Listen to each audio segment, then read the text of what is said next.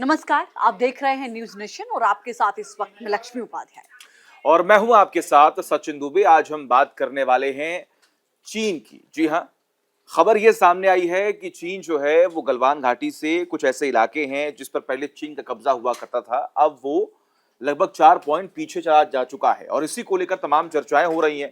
क्योंकि ये स्टेटमेंट जैसे ही चीन विदेश मंत्रालय के प्रवक्ता की तरफ से दिया गया, उसके बाद हिंदुस्तान में भी कहीं ना कहीं हलचल जो है वो बढ़ी और एक बहुत बड़ी कामयाबी हमारी फॉरेन पॉलिसी की मानी जा रही है। निश्चित तौर पर देखिए, बयान ये आया है कि गलवान घाटी समेत 4 जगहों से चीन की सेना पीछे हट गई है। इससे पहले भारत के विदेश मंत्री एस जयशंकर की ओर से भी इसको लेकर बयान दिया गया था। उनके बयान के बाद ये बयान जो है वो चीन के विदेश मंत्रालय की ओर से आया है और इसके अपने आप में बेहद महत्वपूर्ण मायने हो जाते हैं। क्योंकि आपको याद होगा, अभी अजीत डोभाल जो कि रूस के दौरे पर थे और वहां चीन के विदेश मंत्री से भी उनकी बात हुई और इसको लेकर वहां की स्थितियों को लेकर भी बातचीत हुई। और मीडिया ने जब जो है वो चीन के विदेश मंत्रालय से ये सवाल पूछने की कोशिश की कि जो स्थितियां हैं उन पर फिलहाल क्या स्थिति है, इसमें जवाब आया। क्या कुछ एक्चुअल बयान है, पहले वो आप सुन लीजिए। चीन के विदेश मंत्रालय ने कहा है कि पूर्वी लद्दाख में लाइन ऑफ एक्चुअल कंट्रोल यानी कि एलएसी पर गलवान घाटी समेत 4 ऐसे इलाके हैं जहां से दोनों देशों की सेनाएं हटी हैं। चीनी विदेश मंत्रालय के प्रवक्ता हैं माओ निंग, उन्होंने कहा कि बॉर्डर पर हालात स्थिर हैं और कंट्रोल है। विदेश मंत्रालय की ओर से यह बयान तब दिया गया एनएसए अजीत डोभाल की चीनी विदेश मंत्री वांग यी से रूस में मुलाकात हुई और उसके बाद यह बयान आया, इसलिए यह बयान चर्चा का विषय भी है और इसके अपने आप में बेहद महत्वपूर्ण मायने भी निकाले जा रहे हैं। अब देखिए, एलएसी को लेकर तमाम चर्चाएं पहले भी हुई। एलएसी जो कि 3 एरिया में डिवाइड जो है वो है, लगभग मेरे ख्याल से 2500 किलोमीटर का पूरा जो ये एरिया है वो कवर होता है। अब चीन की तरफ से पहली बार कई बार ऐसे उसे मेरे ख्याल से पॉकेट कहते हैं, जो अलग अलग पॉइंट्स है, जो अलग अलग ऊंचाई वाले इलाके हैं, वहां पर चीन ने कब्जा कर रखा था। लेकिन अब उसे धीरे धीरे चीन जो है वो छोड़ रहा है। कई बार ऐसी भी शिकायतें सामने आई कि सड़कों का वहां पर जो निर्माण है वो लगातार चीन कर रहा है, जिसको लेकर हिंदुस्तान में भी कई बार सियासी बवाल देखने को मिला। कांग्रेस ने कई बार आरोप लगाया कि हम बार बार इस बात का जिक्र करते हैं कि चीन जो है वो पीछे हट रहा है, लेकिन ऐसा हुआ नहीं है। कई जगहों पर चीन ने कब्जा कर रखा है।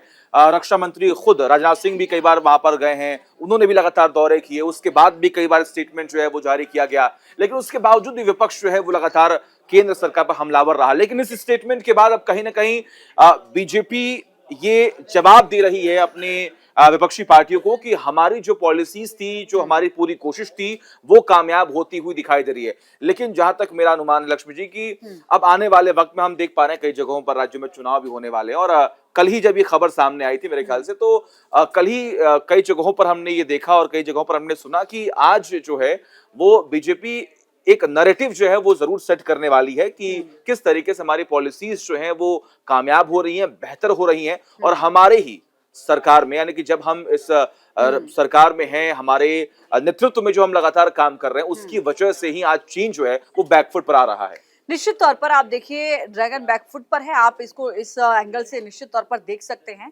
और चूंकि भारत सरकार की कूटनीति के तौर पर भी इसको देखा जा रहा है, क्योंकि साफ तौर पर भारत की ओर से कहा जाता है कि देखिए, हम विस्तारवाद के समर्थक नहीं हैं, हम विकास के समर्थक हैं। और चूंकि चीन की हमेशा नीति रही है 4 कदम आगे आना, 2 कदम पीछे जाना, विस्तारवाद की आप कहिए, अतिक्रमण की जो उसकी हमेशा नीति रही है वो जग जाहिर रही है। देखिए, अब ये समझिए कि एनएसए अजीत डोभाल की जब मुलाकात हुई रूस में, तो वहां पर क्या स्थितियां बनी। एनएसए अजीत डोभाल ने 12 सितंबर को रूस में ब्रिक्स देशों के एनएसए की मीटिंग के दौरान चीनी विदेश मंत्री वांग यी से मुलाकात उनकी हुई थी। इस दौरान अजीत डोभाल ने दोनों देशों के बीच संबंधों को सामान्य करने के लिए सबसे पहले सीमा पर शांति और स्थिरता बनाए रखने पर जोर दिया था। और इस पर जोर भारत लगातार पहले से अपना स्टैंड क्लियर करता रहा है कि आप सीमा पर शांति रखिए, अपनी वहां पर स्थिरता रखिए। आप जो है, जो आपकी अतिक्रमणकारी जो नीति रही है, उससे आपको पीछे कदम हटाने होंगे। इसी को लेकर एक बार फिर से भारत की ओर से ये दर्शाया गया, ये जो अपनी प्राथमिकता थी उसको रखा गया। उन्होंने कहा कि वास्तविक नियंत्रण रेखा यानी कि जो एलएसी का सम्मान करने के लिए भी चीन को बाध्य होना चाहिए। दोनों देशों ने जल्द से जल्द बाकी इलाकों से भी सेना वापसी की तेजी लाने की सहमति जताई है। यानी जहां जो जो पॉइंट ऐसे हैं बॉर्डर पर, जहां चीन की सेना की वजह से या उसकी घुसपैठ की वजह से या फिर बेवजह वहां पर अपनी दखलंदाजी की वजह से जो स्थितियां बनी हुई हैं उनको लेकर भी बातचीत हो रही है और कोशिश यही कि वहां पर भी स्थिति सामान्य हो। गलवान घाटी जो कि लगातार देखिए चर्चा में इसलिए कि पिछले दिनों साल पहले देखा होगा आपने जब वहां पर भारतीय और चीनी सैनिकों की झड़प हुई थी, वो अपने आप में ये कहा गया कि चीनी सैनिकों ने जो है वो अंदर दाखिल होने घुसपैठ की कोशिश की थी, जिसका करारा जवाब भारतीय सेना की ओर से दिया गया था और इसलिए ये वो पॉइंट रहा जो काफी चर्चा का विषय रहा और इस पॉइंट को लेकर ही लगातार जो है वो केंद्र सरकार पर विपक्ष की ओर से सवाल भी उठाए जाते रहे हैं। अब देखिए इसमें एक अहम किरदार जो है उनकी चर्चाएं हो रही हैं वो हैं अजीत डोभाल। उन्हें ये कहा जा रहा है कि पीएम नरेंद्र मोदी के वो दूत हैं और अजीत डोभाल अभी मैं देख रहा था उनका एज मैंने देखा लगभग 79 एज के वो हो गए हैं, 79 एज उनकी एज हो गई है। लेकिन इस उम्र में भी चर्चाएं इस बात की हो रही हैं कि वो लगातार देशों में हैं, एक्टिव हैं और वो पूरी कोशिश यहाँ पर यही कर रहे हैं कि हम अपने बॉर्डर्स को किस तरीके से सिक्योर कर सके। वो इंसान जो लगभग 10 से 12 साल पाकिस्तान में रहा, वो इंसान जब कई जगहों पर हमला हुआ, मेरे ख्याल से अमृतसर में जब हमला हुआ था वहां पर कोई जा नहीं रहा था, तो वो वहां पर गए कैसे, वहां से उनको लोग जो है वो जानते हैं, पहचानते हैं और अचानक से आप देखिए किस तरीके से उन्होंने देश की सुरक्षा की जिम्मेदारी जो है वो ली है और इस जिम्मेदारी को बखूबी निभा भी रहे हैं। चीन का ऐसा ये मुद्दा है जिसको लेकर लगातार चर्चाएं, कई बार आक्रामक बहस भी हमने देखा किस तरीके से सदन में हुई है। लेकिन अब जो ये कामयाबी जो इस वक्त हमें मिली है वो एक बहुत बड़ा इम्पैक्ट जो है अलग अलग देशों में भी डालने वाला है कि हिंदुस्तान जो कहता है कि अब हिंदुस्तान बदल चुका है, भारत बदल चुका है, वो घर में घुसकर मारने वाला हिंदुस्तान है, अब उसकी वो छाप जो है कहने के हिंदुस्तान छोड़ रहा है और सबसे बड़ा नेतृत्व जो है वो पीएम नरेंद्र मोदी कर रहे हैं और अब पीएम नरेंद्र मोदी के दूत अजीत डोभाल को भी एक श्रेय जो है वहां पर दिया जा रहा है। निश्चित तौर पर देखिए गलवान घाटी का चूंकि यहाँ जिक्र हो रहा है तो समझना होगा कि गलवान घाटी में हुआ क्या था। 15 जून 2020 का वो दिन था जब चीन के ईस्टर्न लद्दाख की सीमावर्ती इलाकों में एक्सरसाइज के बहाने सैनिकों को चीन ने यहाँ पर जमा किया था। इसके बाद कई जगह घुसपैठ की घटनाएं जिनकी खबरें सामने आई, भारत सरकार ने भी इस पूरे इलाके में चीन के बराबर संख्या में सैनिकों की तैनाती कर दी थी। हालात इतने खराब हो गए थे कि एलएसी पर दोनों सेनाओं की भिड़ंत हुई थी और उसी वक्त से गलवान घाटी लगातार चर्चा में बनी हुई है। भारत और चीन के बीच 21 दौर की चर्चा इस पर हो चुकी है अब तक, ये भी समझना होगा। 2020 मई में टकराव हुआ था दोनों देशों के बीच सीमा विवाद का। अभी तक हालांकि कोई अगर आप कहें कि एक फुल एंड फाइनल रिजल्ट वो नहीं निकला है। दोनों देशों की सेना एलएसी के कई पॉइंट से अलग हो गई हैं, जिसको लेकर विदेश मंत्री एस जयशंकर ने भी जानकारी दी और उनके बयान के बाद अजीत डोभाल से जब चीन के विदेश मंत्री की मुलाकात हुई उसके बाद विदेश मंत्रालय की ओर से जब बयान आया तो निश्चित तौर पर दोनों बयान एक जैसे नजर आए। तो ये बताते हैं कि कई ऐसे पॉइंट्स हैं जहां से चीन की सेना पीछे हट गई है।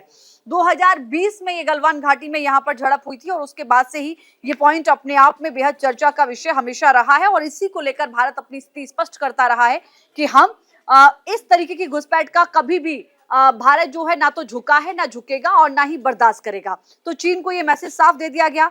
15 जून को गलवान घाटी में चीनी सेना के साथ झड़प हुई थी। मई के बाद 20 भारतीय सैनिक शहीद हुए थे। उस वक्त ये बेहद ही जो है संजीदा मुद्दा रहा। बाद में भारत ने भी इसका मुंह तोड़ जवाब दिया और चीन के जो है 60 जवान मारे गए थे। हालांकि चीन ने उसको उस वक्त एक्सेप्ट नहीं किया, लेकिन जब वहां से चीजें तस्वीरें सामने आई तो उस बात की पुष्टि हुई कि भारतीय सेना ने मुंह तोड़ जवाब दिया है। तो गलवान जो घाटी है जहां से सैनिकों को पीछे हटाने की बात की जा रही है चीन की ओर से, वो 4 पॉइंट और हैं।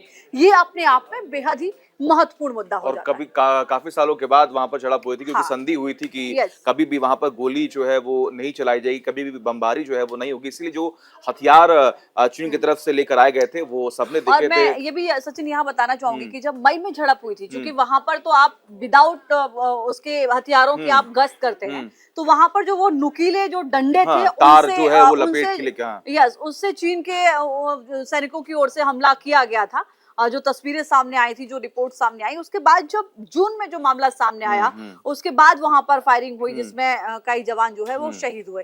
तो इसलिए अब जो माना जा रहा है कि कहीं ना कहीं चीन भी स्थितियां समझ चुका है, भारत का रुख समझ चुका है और शायद देखिए चीन से हटके अगर मैं अजीत डोभाल की मीटिंग की बात करूं तो चर्चा ये भी हो रही है कि पहले प्रधानमंत्री ने रूस में पुतिन से बात की, उसके बाद वो वहां पर पहुंचे, जेलेंस्की से बात की, उसके बाद अजीत डोभाल का रूस में जाना। तो इसको इस एंगल से भी दुनिया देख रही है कि क्या यहाँ रूस और यूक्रेन के युद्ध के बीच भी क्या भारत की कोई बड़ी भूमिका रहेगी, क्या भारत यहाँ बड़ी भूमिका निभा निभा सकता सकता है। है, इस पर भी दुनिया की क्योंकि नजर है। पहले जेलेंस्की से मुलाकात की थी, उसके बाद पुतिन से मुलाकात की और उसके बाद शायद चर्चा जो पहले जुलाई में पुतिन से हाँ, मुलाकात की हाँ, हाँ। प्रधानमंत्री ने, अभी कुछ दिन पहले हमने देखा कि उनकी जेलेंस्की से मुलाकात मुलाकात हुई। हुई थी, हाँ। उसके बाद पीएम का वापस आने के बाद अजीत डोभाल का रूस का दौरा, हाँ, तो हाँ। कहीं ना कहीं ये माना जा रहा है कि क्या भारत इसमें एक बड़ी भूमिका निभाने निभा जाएगा, सकता है, क्या हाँ। इसके रिजल्ट आने वाले वक्त में हम देखेंगे, हम्म। इस पर रहेगी नजर। फिलहाल जो खबर थी वो आप तक पहुंचाइए, बाकी तमाम खबरों के लिए आप देखते रहिए न्यूज नेशन।